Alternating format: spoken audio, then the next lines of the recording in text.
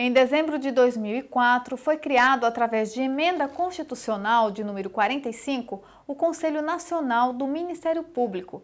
O CNMP é presidido pelo Procurador-Geral da República e formado por 14 membros que representam vários setores da sociedade. Seu objetivo é fazer o controle externo e garantir a transparência administrativa ao Ministério Público brasileiro. Para falar sobre esse assunto, recebemos em nosso estúdio o advogado e conselheiro Walter Agra. Seja bem-vindo ao nosso estúdio. Conselheiro, quais os objetivos que levaram à criação do Conselho Nacional do Ministério Público, o CNMP, e qual que é a importância desse órgão para a sociedade e para a democracia em nosso país? Obrigado pela oportunidade de estar aqui. E o CNMP é uma criação constitucional e visa propiciar, primeiro, a uniformização nos atos e nos procedimentos do Ministério Público em todo o país e também a fiscalização administrativa, financeira e orçamentária do Ministério Público. E, além disso, a questão de supervisionar as punições para que não haja mais, como antes havia, uma impunidade generalizada por atos infracionais praticados por representantes do Ministério Público. Então, essa é a importância maior do CNMP. Em 2014, o órgão completa 10 anos de existência. Qual o balanço que nós podemos fazer sobre a atuação do CNMP? Olha, eu digo sempre que o CNMP ainda é um órgão infante, não é? Com apenas 10 anos, ele está na sua quinta composição apenas, né? Mas muito já foi feito. Hoje a gente tem normas regulando o concurso, hoje a gente tem norma regulando gasto, nomeação, disponibilidade. Então, muito já foi feito e temos muito, mas muito mais a fazer nos próximos anos. Alguns membros do Ministério Público, como promotores e procuradores de justiça, alegam que o Ministério Público é uma instituição cara à sociedade e que por isso mesmo existe um dever moral de se dar uma resolutividade à atuação do Ministério Público. O senhor concorda com isso? Claro, deixa eu explicar, tentar ser um pouco mais claro. O que é que acontece? A forma de remuneração dos representantes do Ministério Público, ele tem um teto. Em todos os estados e no Ministério Público Federal, todos os representantes do Ministério Público percebem esse teto. Então, o piso virou teto. Então, se todos ganham o máximo que podem receber, é um dever produzir o máximo que podem produzir. Por isso é que se diz, olha, o órgão é caro. Claro, todos ganham o máximo, então todos têm o dever, a obrigação de trabalhar, de produzir ao máximo em favor da sociedade. Isso vem acontecendo? Olha, cada vez mais está se ganhando essa conotação, até porque se começou a cobrar. As corregedorias começaram a cobrar dos representantes do Ministério Público mais ação, mais trabalho, mais dedicação, mais comparecimento, mais permanência, e o CNMP começou a cobrar dos corregedores. Então, se você não cobra do seu pessoal, nós vamos cobrar. E ainda o CNMP, ele recebe mensalmente relatórios de atuação do Ministério Público. Então, é uma forma mais do promotor ter que produzir para poder ter o que informar. E se você não tem o que informar, se você não produziu, aquilo pode vir contra o representante do Ministério Público, abrindo um processo contra ele, na sua corregedoria e ante a inércia da sua corregedoria no CNMP. Em sua opinião, que falhas existem no Ministério Público brasileiro, nos Ministérios Públicos da União e no Ministério Público dos Estados, que precisam ser corrigidas? Olha, a gente ainda precisa, por exemplo, uniformizar a forma de punição. Hoje, cada ente do Ministério Público tem uma forma procedimental para determinados processos, e também formas de punições distintas. Então, a gente precisa uniformizar isso aí. A punição ou o procedimento punitivo, processualmente falando, na Paraíba tem que ser igual ao do Rio Grande do Sul, ao do Acre, do Amazonas, em Goiás, em qualquer que seja o Ministério Público. Então, é necessário essa uniformização e isso já começou a ser estudado também no CNMP. O fato de os chefes do Ministério Público serem escolhidos pelos chefes do Poder Executivo compromete a autonomia e a independência do Ministério Público brasileiro? Olha, está se ganhando uma conotação diferenciada. Na maioria dos casos, o chefe do Poder Executivo tem escolhido o representante do Ministério Público mais votado.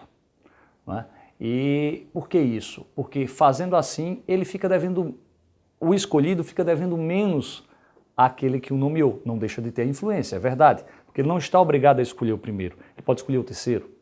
Assim a lei o permite, né? Então, mas esta faculdade e essa praxis, ou seja, esse modus operandi de escolher sempre, ou na maioria das vezes o mais votado, dá mais liberdade, dá mais autonomia, dá mais credibilidade ao procurador-geral, porque foi o escolhido da classe. E muitas vezes o governante, quando ele escolhe não aquele mais votado, ele assume, né, um ônus perante a classe. Então, ou seja, ele escolheu aquilo que a classe não queria, né? E muitos temem um pouco disso também. Mas o ideal era que o próprio Ministério Público escolhesse, assim como ocorre com a magistratura, né, escolhesse o seu procurador-geral. Em 2013, nós tivemos aí a discussão sobre a PEC 37, que acabava com o poder de investigação do Ministério Público no Brasil. Qual a avaliação? O projeto acabou sendo arquivado no Congresso, né? Qual a avaliação do senhor? O senhor é a favor do poder de investigação do Ministério Público? Sim, eu sou a favor do poder de investigação do Ministério Público. E dizia à época que aquela emenda ela nascia natimorta. Por que natimorta? Natimorta porque se você vedava o Ministério Público fazer investigação na seara penal, e ela versava apenas na seara penal, ele tinha uma outra enorme gama de procedimentos para investigar. Ele podia investigar, por exemplo, no inquérito civil público. E o mesmo fato ele pode dar ensejo a um fato, a uma represária criminal, administrativa ou civil. Então, com aquela investigação civil, ele podia se basear para ingressar com a ação penal. Então, o fato de limitar em uma esfera não iria limitar a atuação do Ministério Público. Tudo bem, na área penal ia dar poder a quem eu entendo que não tinha, que era, nesse caso, a autoridade policial. Mas, em boa hora, a população e as duas casas do Congresso Nacional tiveram por bem em arquivar aquela PEC. Atualmente, nós temos a proposta de emenda constitucional de número 75 em tramitação, que acaba com a aposentadoria compulsória dos membros do Ministério Público que cometerem falhas consideradas graves. Qual a avaliação do senhor sobre isso? Imprescindível e absolutamente necessária.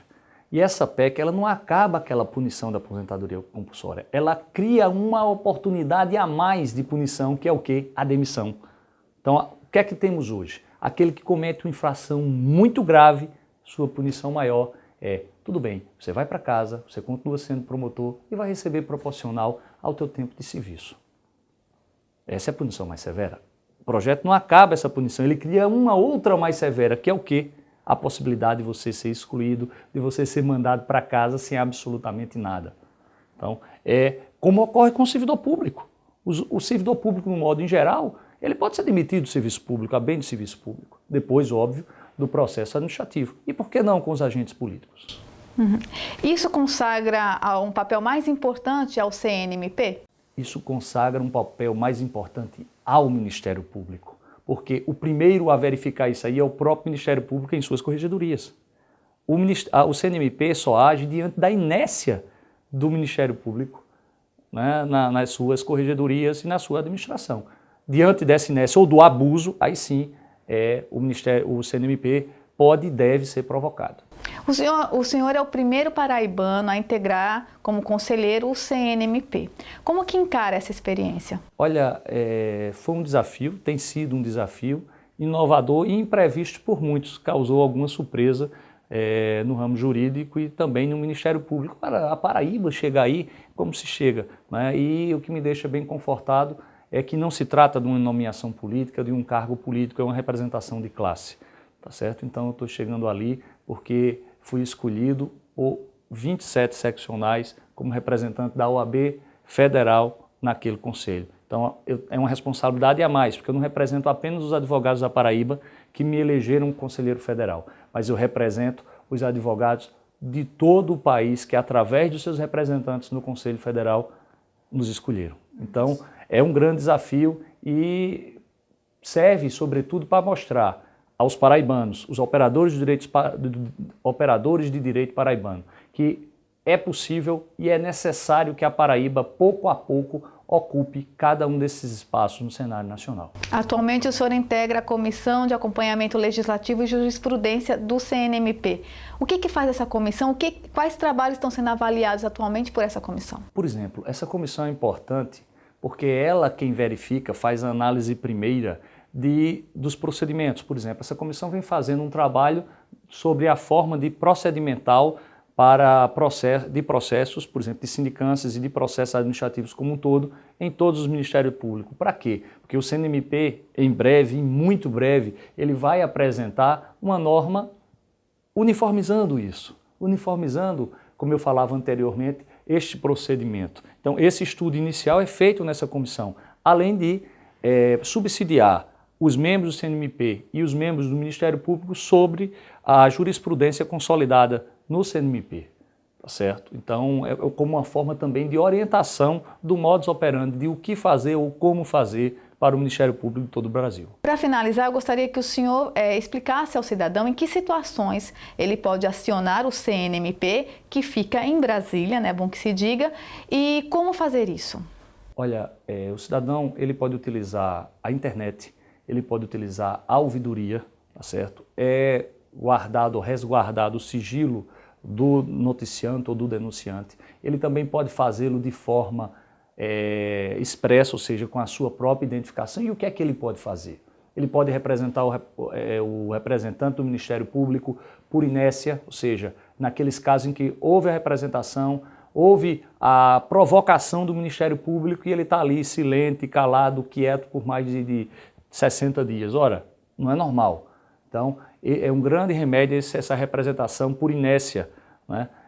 Junto ao CNMP tem dado grande resultado. Pode também buscar representar para que seja instaurado processo administrativo para o representante do Ministério Público que extrapola os seus deveres ou as suas prerrogativas no exercício de sua função. Há pouco tempo foi divulgado nas redes sociais um fato ocorrido com um desembargador aqui no Rio Grande do Norte, né? Então ele cometeu o quê? Um abuso de autoridade. Isso também, caso seja cometido por um representante do Ministério Público, pode também haver essa denúncia, haver a instauração desse procedimento para que seja apurado e punido pelo CNMP. E eu gostaria também de informar que o CNMP tem sido, nessa nova composição, muito duro, muito sério no que se toca ao cumprimento dos deveres do Ministério Público e, por conseguinte, na punição para aqueles que se desviam desse desiderato. Ok, muito obrigada pela sua participação. Obrigado pela oportunidade e sempre que puder e que vocês precisarem, estou aqui à disposição para trocar uma ideia, para apresentar uma orientação, enfim, para melhorar e crescer o Ministério Público. Obrigado. O MPTV termina aqui. Outras informações sobre a atuação do Ministério Público Paraibano você encontra no portal www.mppb.mp.br. Até o próximo programa.